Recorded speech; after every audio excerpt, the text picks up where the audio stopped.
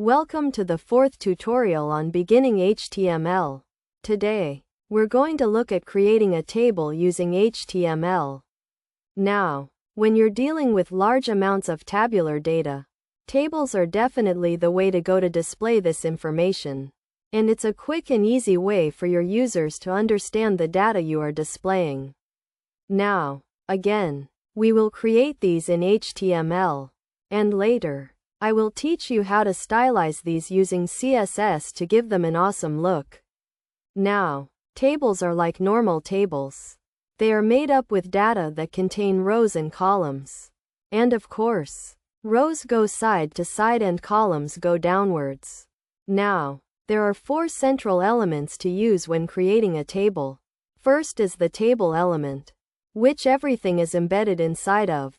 Then there is the tr element, which identifies it as a table row. And then there is the td element, which contains the actual data. And furthermore, the th element identifies it as a column. So let's go through all of these right now. Okay, so first, we will create the table element. And we identify this as a table with a closing and ending table tag. And let's set up the column first, so we will use a tr element tag.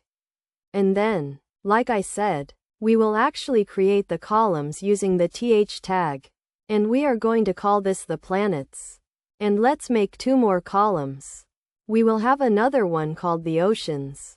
And we will create another column called the deserts. Now, let's create some data to put in those columns. So again, we're going to use the table row tag to create a table row. Now, you might be wondering why we used a table row tag for the column. And the reason is it is still a table row. If you think about it, it still goes sideways. This just identifies it as a column. Okay, so we're going to create, again, the table row to hold our data. And we're going to use the td tag now to hold our data. And the first piece of data we will store is called Earth. That is obviously a planet.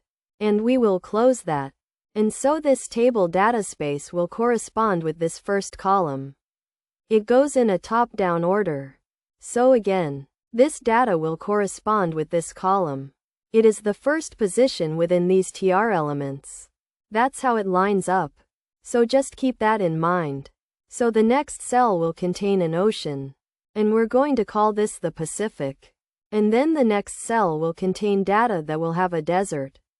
And we will call that the Sahara. And again, we need to close this.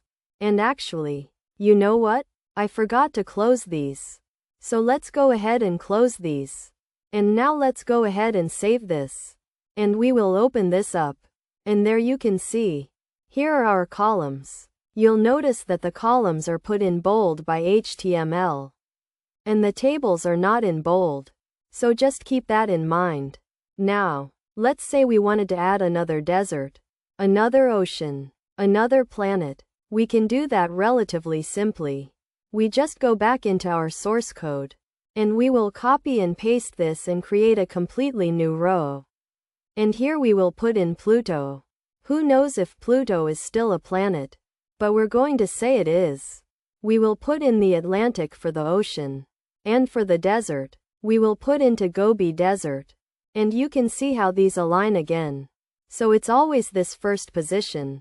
So the plants are here. The oceans are in the second position. And the deserts in the third position. Okay, let's go ahead and save this now. And we will render this again. And there you can see we've got our new row with our new data. Now, when we get to CSS, as I said before, we will stylize these. And we can create menus off of this. We can create shopping carts to do totals. All kinds of things with tables. Okay, that's going to do it for this tutorial. I will see you guys in the next HTML tutorial.